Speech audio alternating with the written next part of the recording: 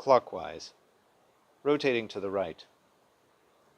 We describe rotation like the hands of an old-school analog clock. Clocks turn to the right as a normal course of action, and we then call this clockwise. If time were to spin backward, we could call this turning to the left or counterclockwise. The hands of a clock rotate based on a center of rotation. The degree of rotation is defined as a number of degrees. If we say that a shape is rotated counterclockwise, 90 degrees, about the origin, then we can know to where a shape will move from its current position. Clockwise is rotating to the right. Antonyms: counterclockwise.